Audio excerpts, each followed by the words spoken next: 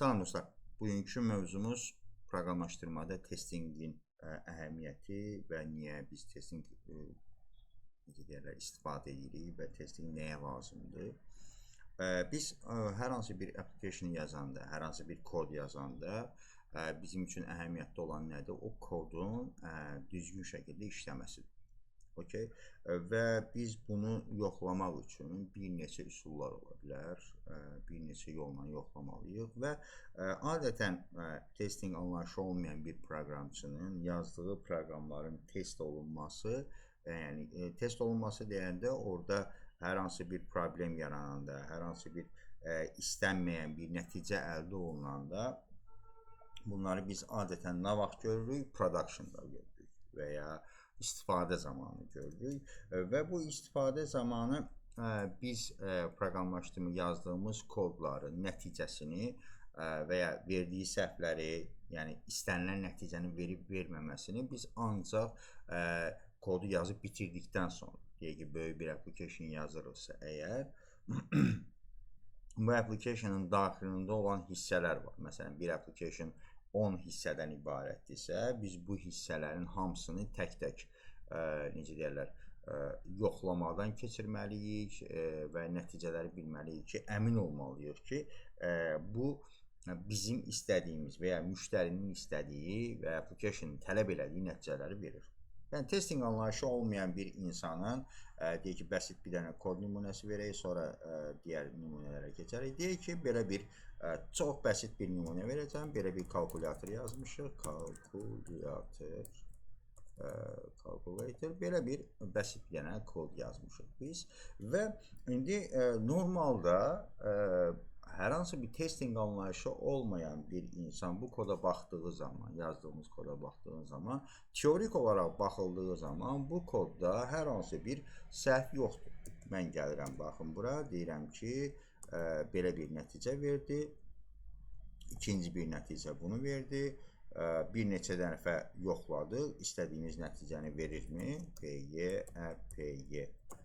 Bunu mən verdiyim zaman hər hansı bir nəticədə problem yoxdur. Amma sıradan bir proqramçı bu kodu yazdığı zaman, bu bir neçə dənə yəni nəticəni gördüyü zaman o proqramçıya görə bu kod istənilən nəticəni verir. Və dolayısıyla artıq proqramçı bunu düşünmür ki, mənim buradakı kodumda hər hansı bir problem varmı, yoxdurmu, bunu düşünmür. Amma testing anlayışı olan, testing fəlsəfəsi olan bir insan bilir ki, bu kodda problem yarana bilər. Nə vaxt yarana bilər? Məsələn, gəldik bura, deyək ki, 6 daxil elədik bura və ya belə deyək, bura gəldik, biz belə bir daxil elədik və ya bir 0 daxil elədik bura. T olaraq daxil elədik. Bu kodda hər hansı bir problem çıxmayacaq, amma diqqət edin, burada belə bir problem çıxdı.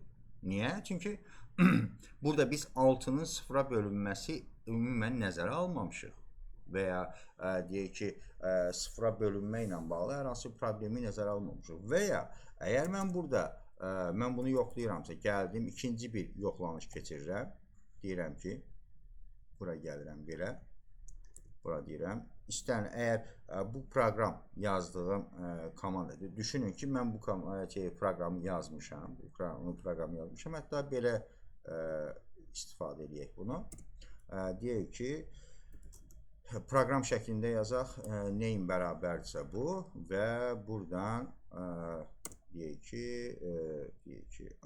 A bərabərdir input first number, ondan sonra second number və operator dediyim bu şəkildə daxil elədik.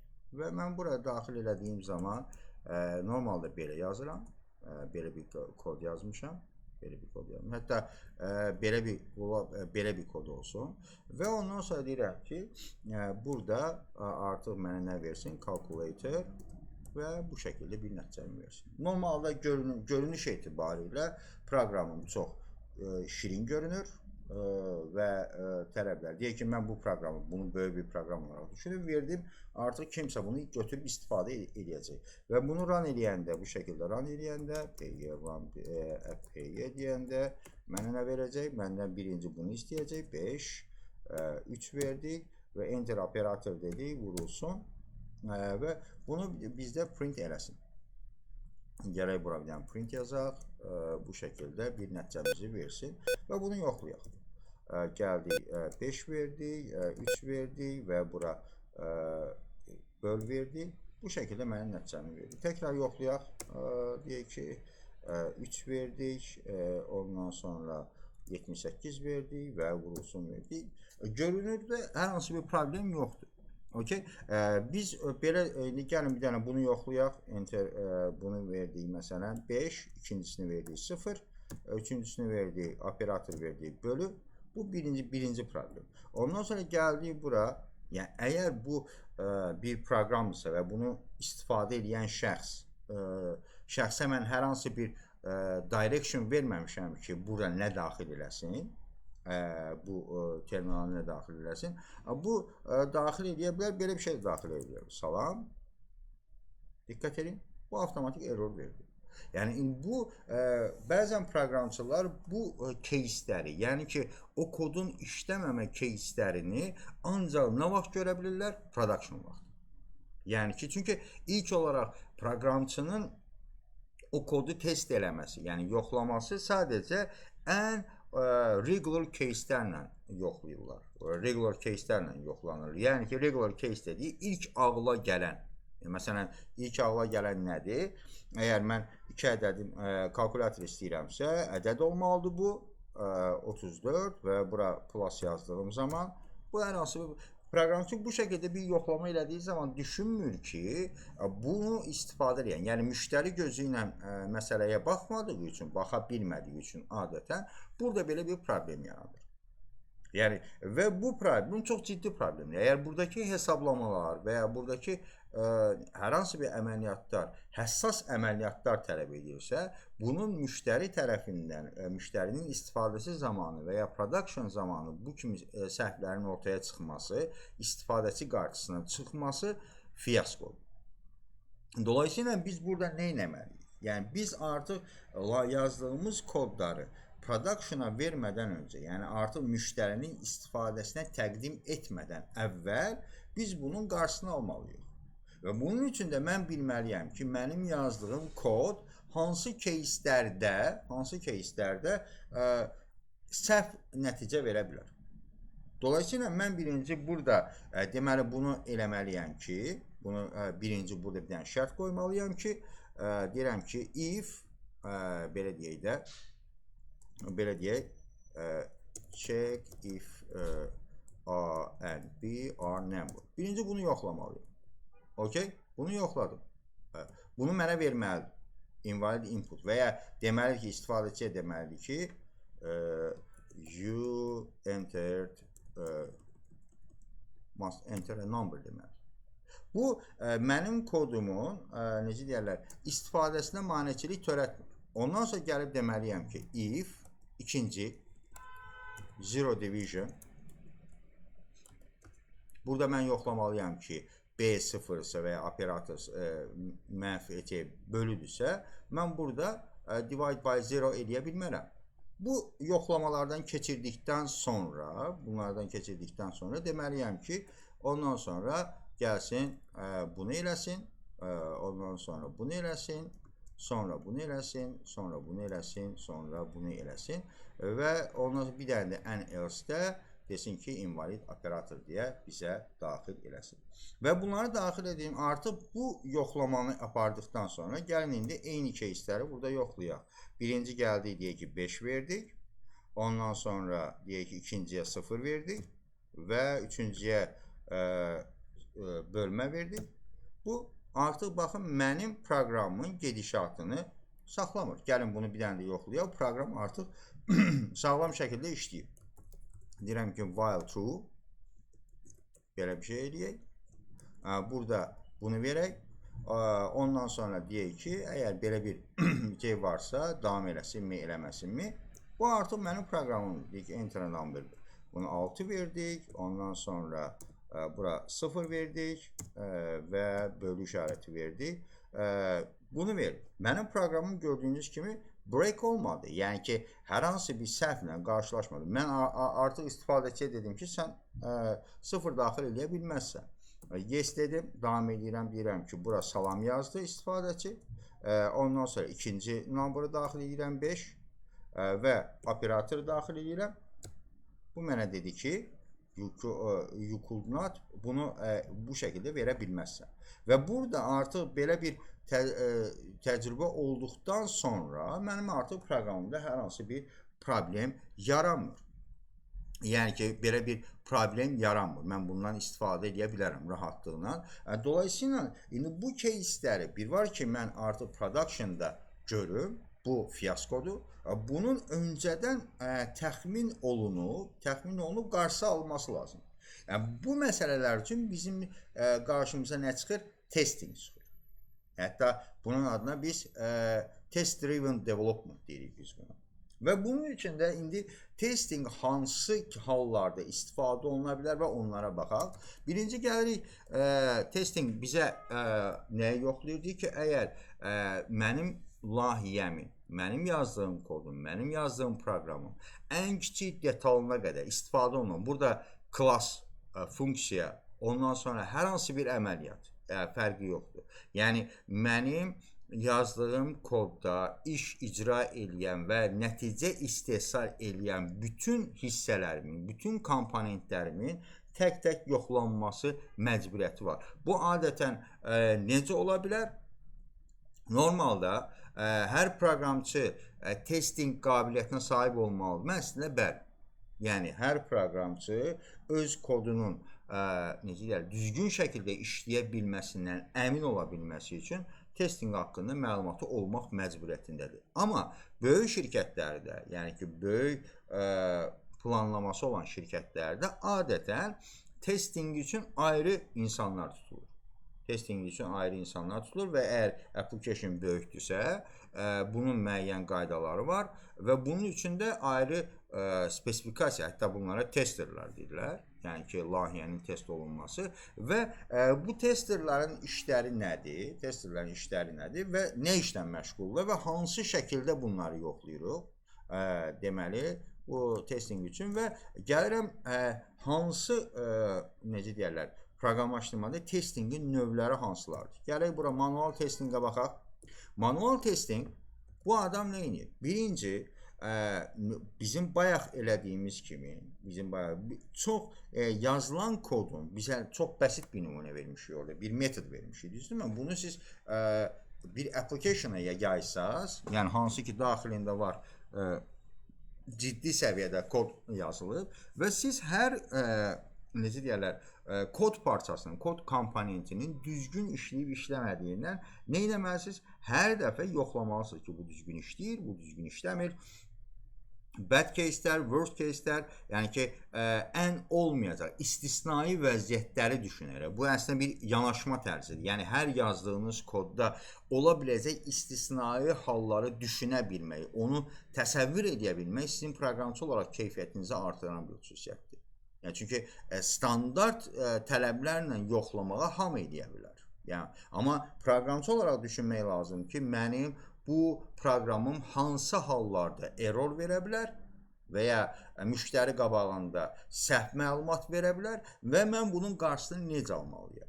Bunun üçün manual testing nədir? Bizim bayaq elədiyimiz kimi standart əl yoxlaması ilə, yəni ki, fərqli inputlar daxil edərək, onların nəticələrini yoxlayaraq biz bunda hər hansı bir şey eləmirik. Bunun nə qədər real ola bildiyi, böyük applicationlara nə qədər real olduğunu artıq özünüz düşünə bilərsiniz. Yəni ki, hər hansı bir, necə deyərlər, adicə bir web səhifəsinin kodlarını test eləmək üçün, bunun üçün front-end dəfə, burada əslində bu yanaşmada hansı dildən, hansı texnologiyadan istifadə eləməyinizdən asılı olmayaraq hər texnologiyanın özünə uyğun olaraq bir testing məntiqi var.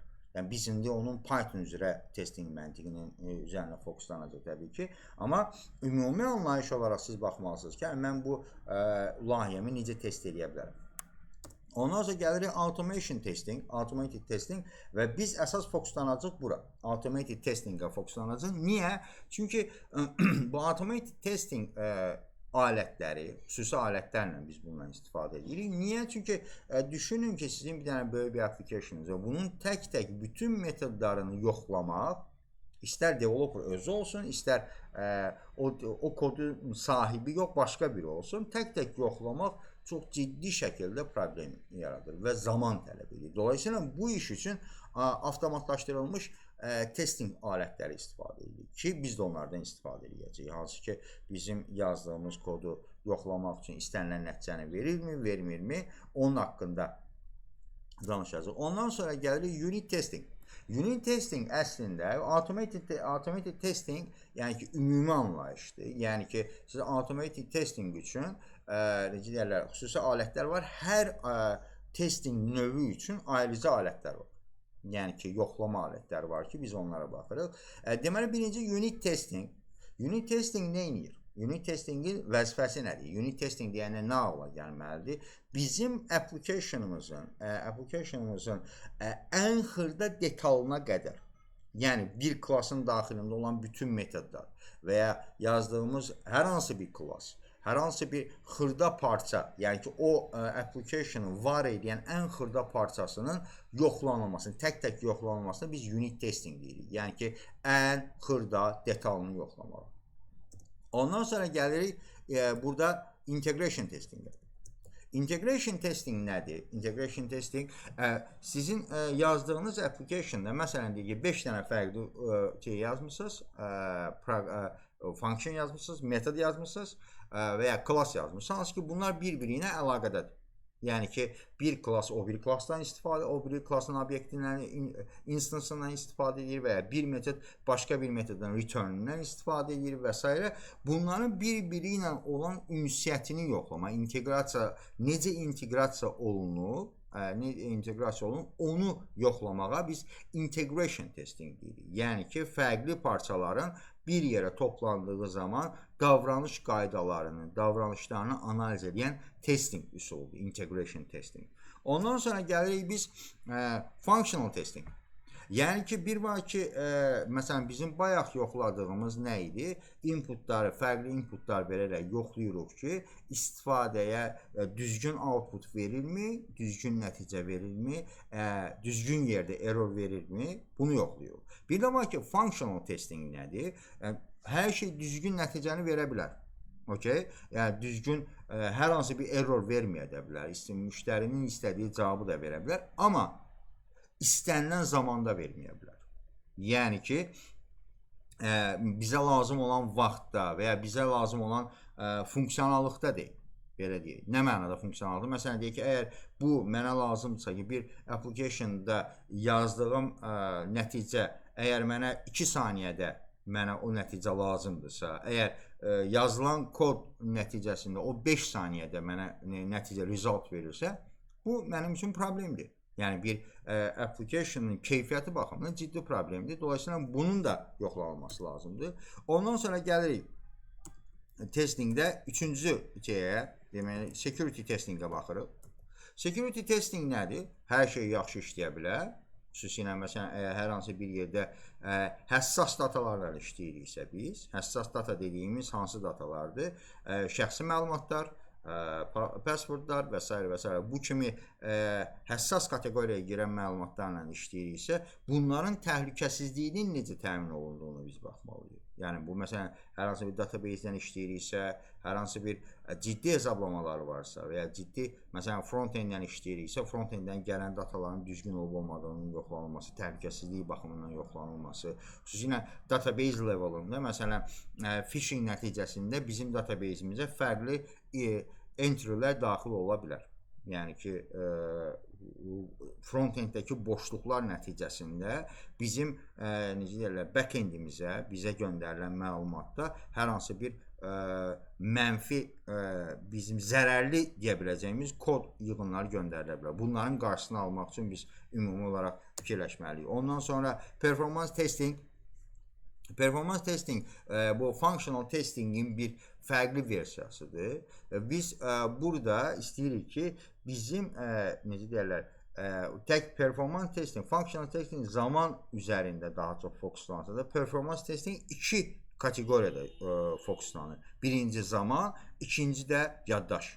Yəni ki, mənim əgər proqramım lazımından artıq yaddaş istifadə edirsə, mən bunu reduce eləməliyəm, düşürməliyəm. Yəni ki, yer istifadəsini düşürməliyəm və bundan istifadə eləməliyəm. Ondan sonra gələk bura, hələ ki əsas şeylər bunlardır. Testing şeylər, usability testing var. Ondan sonra deyək ki, bir neçə fərqli testing üsulları var. Accept testing var, regression testing var və bunlar fərqli testing üsulları var. Amma ən çox istifadə olunanlar unit testingdir, integration testingdir, security testingdir və performance testingdir. Əsas ən çox, yəni qlobalda çox istifadə olunan, yəni məcburi olan testing üsulları bunlardır. Və dolayısıyla biz bu üsulları bilmək, yəni bir məsələn developer yazdığı dillə, yazdığı application'ın bu məsuliyyətini daşımaq zorundadır əslində. İndiki real case'ləri düşünsək, real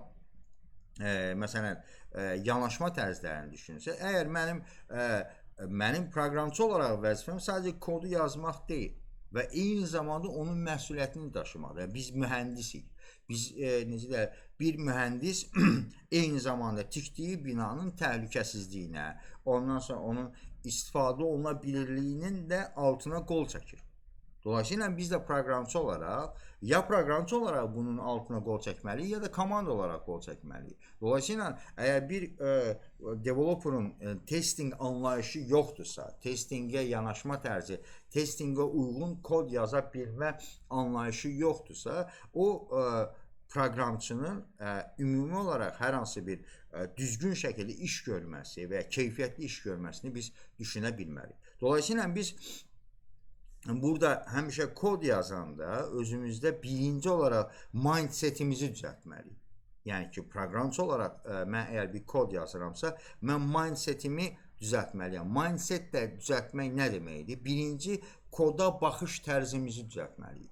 Yəni, bizim üçün artıq önəmli olan kodun bir şəkildə bir və ya iki inputla, fərqli inputlarla nəticə verməsi yox, ən pis case'lərdə belə düzgün şəkildə işləməsini təmin etməkdir. Yəni, bu aspektdən baxanda əslində bir mənada hər yazdığımız koda, hər yazdığımız application'a biz, necə deyərlər, elə gözlə baxmalıyıq ki, necə ki, mən bunun boşluğunu necə tapa bilərəm?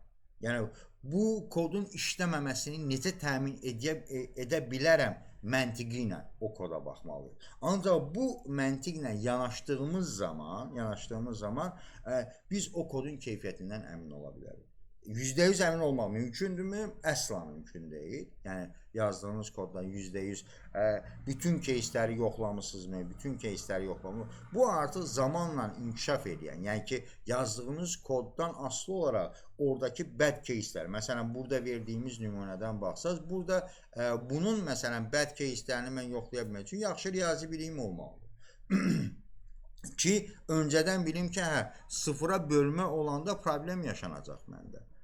Sıfıra bölmə deyilən bir şey olmaz və ya mənfiyə bölmədə necə ola bilər və s. ola bilər. Bunları nəzərə almaq artıq sizin proqramçı olaraq inkişafınızı təmin edən şeylərdən biridir. Ona görə biz automation testinglə, birinci manual testinglə automated testingə keçmədən əvvəl bu mindset lazımdır bizə ki, çünki biz burada əsas yazacağımız şey automation testingdə də siz görəcəksiniz. Automation testingdə də developerın yazması, qabiliyyətinin olması lazım olan tərəf hansı tərəfdir?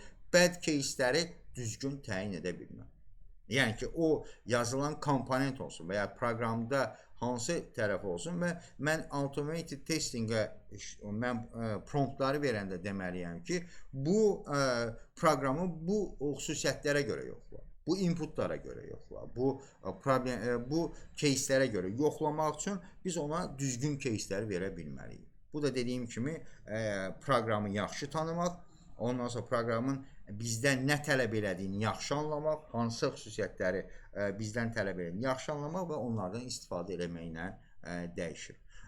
Ona görə testing mənə görə ən az development qədər, hətta mən deyərdim ki, developmentda da daha əhəmiyyətli hala gəldiyi vaxtlar olur. Çünki biz müştəri qabağına bir məhsul çıxardacağıq və o önəmli olan o kodun arxa planda hansı keyfiyyətlə yazıldığından daha çox ilk öncə özümüzə cavab verməli olduğumuz sual ki, bu müştərinin tələblərini tam olaraq qarşılayır. Arxada siz ola bilər ki, çox möhtəşəm bir arxitektura qurmuş ola bilərsiniz, sistem yazmış ola bilərsiniz, amma müştəri istəklərini düzgün şəkildə qarşılamırsa və ya müştərini düzgün yönləndirmirsə, sizin applicationınız heç bir məna kəsb etmir. Dolayısıyla bu aspektdən baxaraq testingə yanaşmağınız lazımdır. Belə, bugünkü mövzumuz bu qədər. Növbəti mövzuda görüşənə qədər.